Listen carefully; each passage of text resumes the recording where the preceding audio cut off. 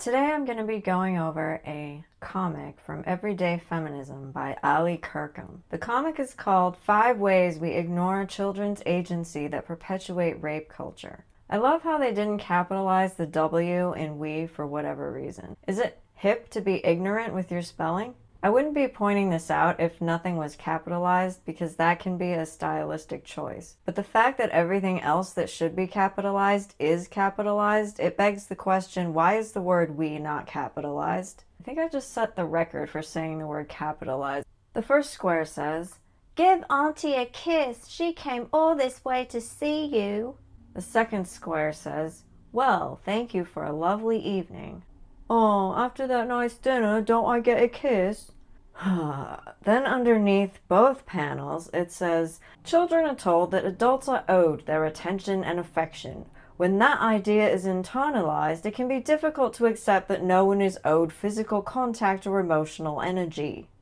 Okay, let me try to figure out what nonsense this is trying to brainwash the public with.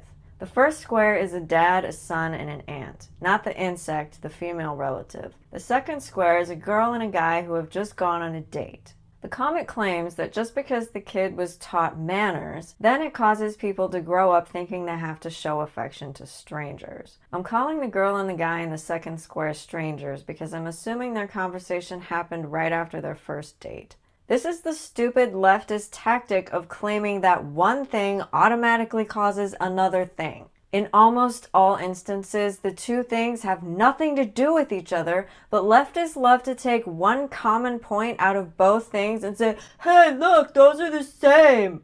Idiots. So here, they're taking the kiss as the common thing. Here's why these are not the same. The first square is teaching the child about affection. But I disagree with the comic when it says the bullshit about owing affection. When the dad tells the kid to give his aunt an innocent kiss when she comes to visit, it's teaching the kid manners. You should be nice to your family members. Within reason, of course. I have some family members who have burned me, so they've lost that privilege with me. But in this case, I'm assuming this aunt has not done anything wrong. She's coming to visit for a family gathering, and you greet your aunt politely with a kiss on the cheek. The nuance is, you don't have to apply this to strangers. It's up to the dad to teach his kid that there are different kinds of kisses. If the kid grows up thinking that he has to kiss everyone he meets, then he's an idiot. And a creeper. Just because you kissed your aunt on the cheek as a kid, it doesn't mean you have to kiss everyone you meet, idiot. You can't distinguish between different kinds of relationships. You're an adult. You can't distinguish between a family relationship and a potential dating relationship. Should I be worried about you? Contrary to leftist opinion, there are different kinds of love. Love is a false statement that confuses people, and the feminists are confused by their own slogan.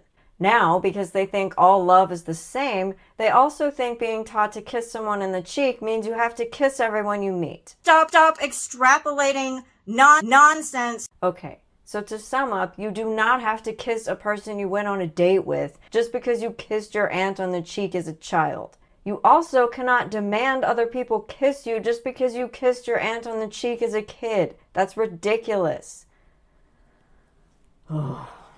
Square one is a mother and a daughter. The mother says, "You have to do what I say because I'm in charge. No more arguments." Square two is a soldier and her friend. The friend asks, "Why didn't you tell him to stop?"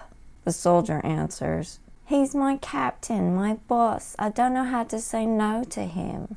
Then under the squares it says, "Children are told not to argue with authority and to accept commands without question. After growing up and being told that you must respect authority for authority's sake, it's difficult to refuse requests from someone in a position of authority for your own sake." For fuck's sake!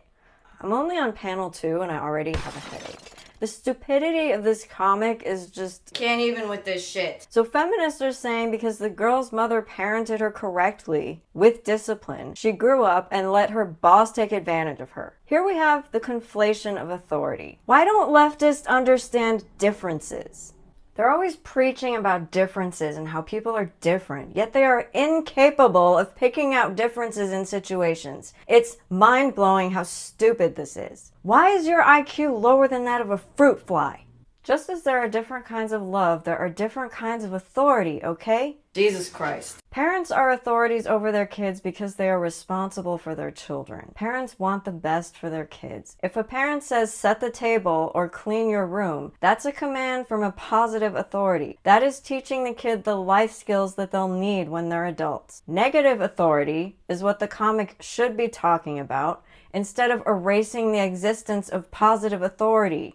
Aren't you weirdos always complaining about erasure? Stop erasing things that are good.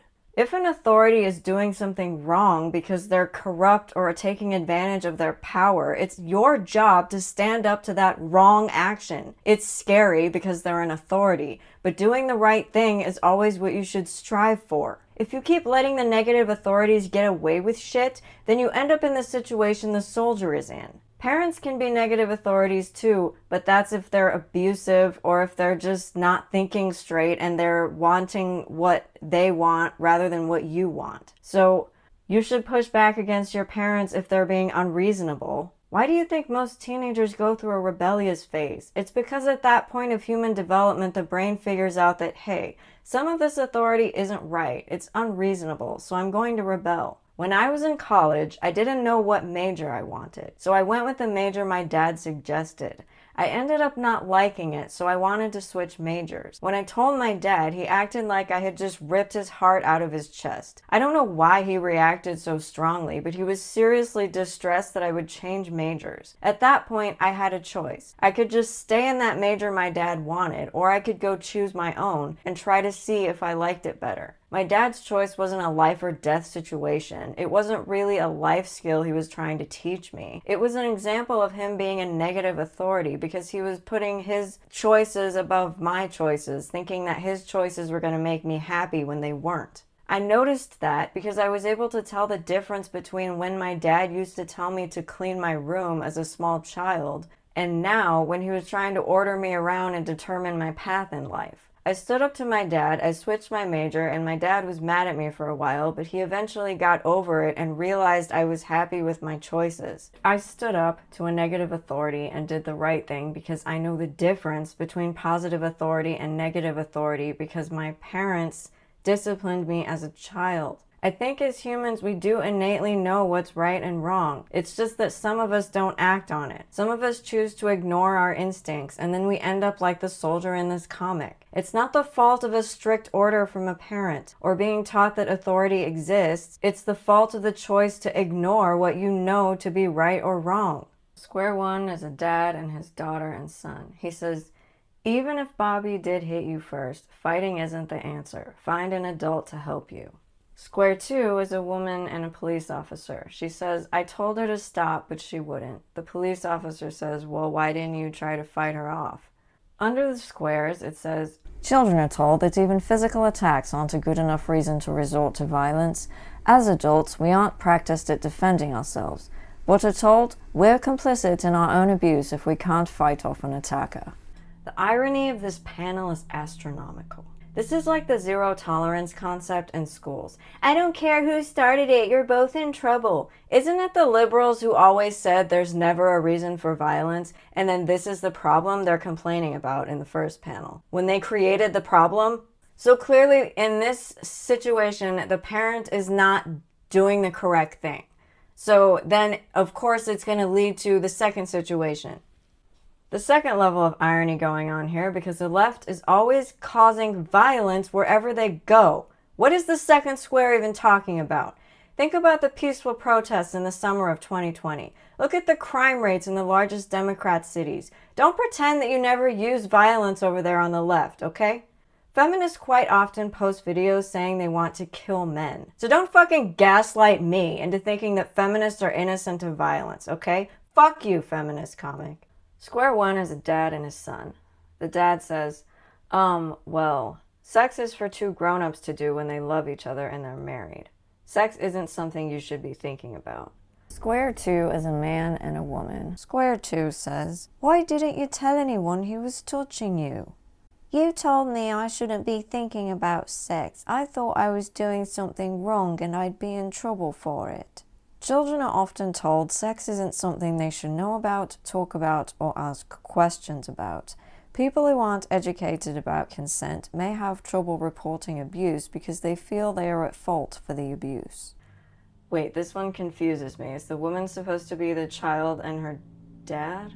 The answer she gives, "You told me," but it's not the same kid as the first square. So when did this girl get told that? What the... whatever, I don't care.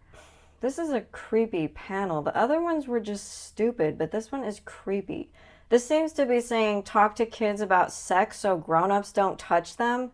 No, that's not how that works. Grown-ups who want to touch kids inappropriately are always going to do that, even if the kid knows about it. The panel seems to be saying if a kid knows about consent, then they'll report it when they get touched by a creep? I think the causation here is messed up again. Victims often have trouble reporting abuse because their abuser has threatened them with death or torture. A kid not knowing anything about sex will know it's wrong if the parent tells them sex is an adult-to-adult action. Wouldn't that make it more likely for the kid to be like, well, dad said sex is for adults, so why is that adult doing it to me? I'm a kid. The reason kids don't report stuff is because they think they're going to get in trouble with the person they tell. It's because they are scared of the threats their abuser has told them. Square one is a dad and his son. Dad says, "You're visiting your mom on Mother's Day and that's final. I know she hurt you, but it's just one day a year. It's traditional." Square two is a guy and a girl. The guy asks, "If you didn't want to sleep with him, why did it keep happening?" The girl answers, "He made me feel like I had to. He's my husband and it's my duty." Under the squares it says, "Children are told they have to do things they don't want to because of tradition or duty. As adults, it can be difficult to break away from feelings of obligation tied up in tradition, and so people continue to suffer rather than break the traditions." This is the left hating tradition. They make the false claim that learning about tradition as kids ruins our lives as adults. People break tradition all the time.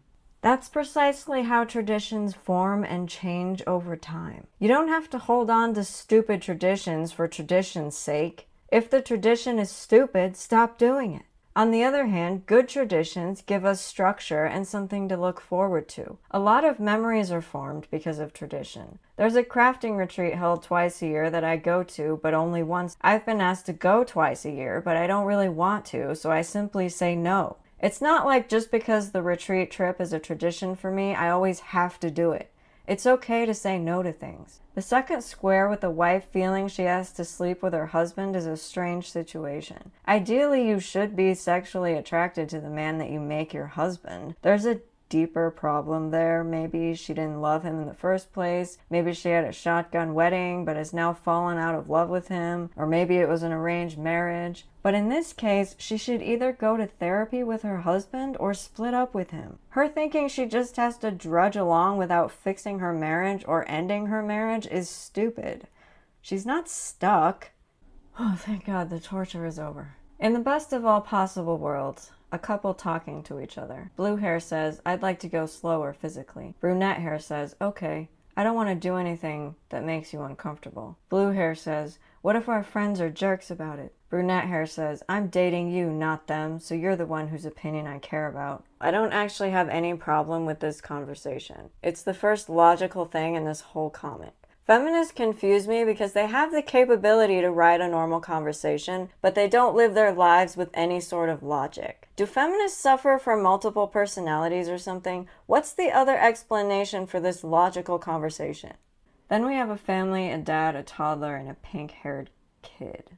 Dad says, "What do you want for dinner tonight?" Toddler says, "Ice cream." Dad says, "Ice cream is good, but we need something to give us more energy." Pink-haired kid says, "If we have ice cream for dessert, what else do you want for dinner? Chicken or eggplant?" Toddler says, "Eggplant." What toddler says eggplant? Probably because the toddler doesn't have a clue in hell what eggplant is and it just sounded funny. I know of no toddler who would legitimately want eggplant for dinner. Under this panel it says, "Adults need to remember that children are people. Instead of raising children to be obedient, we should focus on autonomy to work toward a better world for adults and children alike." Okay, stop there. I disagree. We have to teach children that obedience is necessary, but so is autonomy. Two things can be true at once, leftists. We need obedience sometimes so we don't end up in prison, But we also need autonomy to thwart bad authorities. Blind obedience gets us in trouble, but so does blind autonomy. I can't just go and punch my neighbor in the face, then claim I have the autonomy to do so, because that would be a lie. Back to the infuriating panel. Consent is a skill that must be taught and learned consistently, so it makes no sense to raise children to ignore their own consent and flip it on like a switch as soon as they become adults. Consent is a noun that means give permission or authorize. If consent is a skill that has to be taught, then how is it also possible for children to ignore their own consent? I feel like the second phrase claims consent is innate, but then the first phrase says consent is a skill. I do think that people have to be taught the ability to know how to say no, but it starts with the parents saying no to the kids so they learn that's how to do it. Up to a certain age, I don't think children even know what the hell they want. That's why parents have to take care of them so much when they're little. If you don't know what you want, then you can't give consent because you have to know whether you want the thing in the first place. This can apply to adults too. You have to have some kind of foundation about what you're being asked before you can confirm or deny whether you want it or not.